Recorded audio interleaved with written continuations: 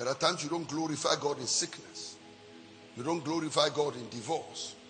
You don't glorify God in bereavement. I remember when the devil hit our family. Bam! I took hold of mommy's hand. I said, Pearl, you know what? We will not disgrace God in this affliction. I said, we will not disgrace God. No. Letitia, I said, we will not disgrace God.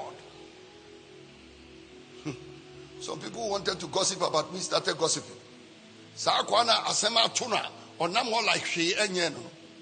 man who something has happened to him and he's walking about as if nothing has happened to him. They wanted me to lie down, cry, look miserable, then they can laugh them. No. No.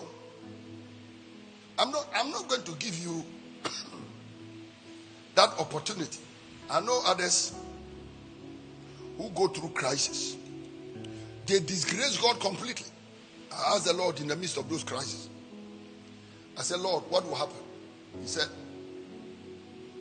I'm giving you my grace. The only miracle I'll give you is my grace. Do you want it or not?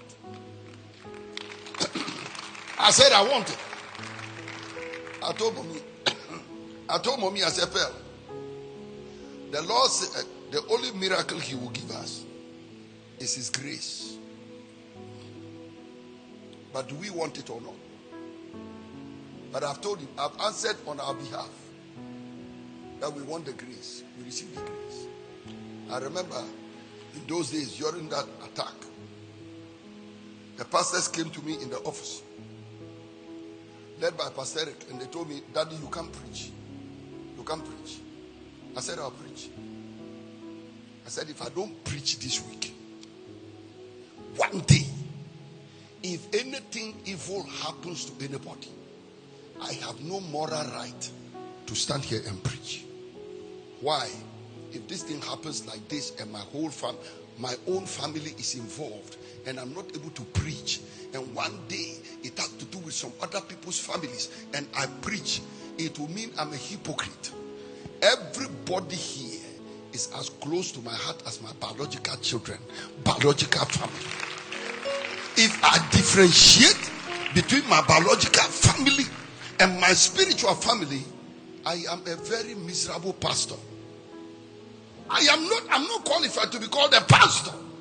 Any man who stands behind the pulpit, from that day, there is no biological family, chemical family, spiritual family, virtual family, electronic family, family na family.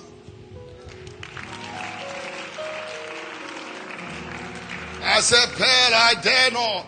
I dare not. I dare not. See this man sitting here, Pastor Mike. If I see my brother Alex from one mother, one father, better in my heart than I see Pastor Mike, I'm a hypocrite. Because you see, what Pastor Mike does around me, maybe my biological brother will not do it. It's not my biological brothers and sisters who are taking care of this church, who are going through all the insults and all the attacks. It is people's children. So I told them in that office, I said, I'm going to preach. If I don't preach today and this week, I'm disqualified from preaching. Pastor Edgar Dra was in the room on that day. I can never forget his actions. The man went on his knees, lifted up his hands. He said, Daddy, pray for me to get this faith. You mean something? This colossus of an attack has hit you at this level? What the Honorable Martina Midu say, a gargantuan attack. And you are still standing here saying you will preach. He said, Daddy, pray for me to receive this faith. But you know what? In all of it, you are in war. You are in war. I told you in those days, I said, I have to be like a general with a bullet in my side, but I'm still fighting. With a bullet in my side, but I'm still fighting. I remember women ran from Sabo Zongo with Mayafi Muslims. They heard I was preaching. They said, "Kai wallahi, say mugene abochi." One mutumikega. What kind of human being is this? That this thing happens like that, we hear the man still preaching. The following day, Saturday, I stood here, I laid hands on 7,000 people and ministered to them. 7,000. Yeah. Glorifying God. In the face of challenges, to glorify the Melech Hakavod. And I see many people, they don't go through even 10% or 5% of an affliction like this. They stop going to church. They stop worshiping God. They stop praying. They stop fasting. They don't believe in God again.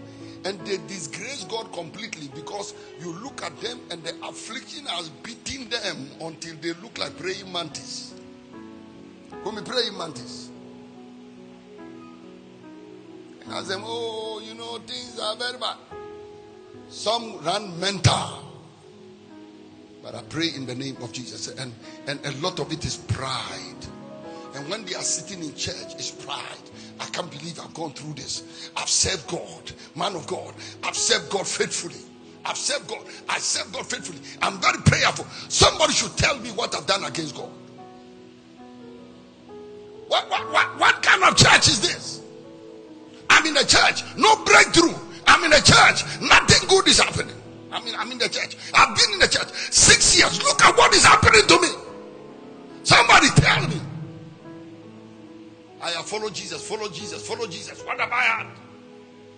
Unbelievers are laughing at me.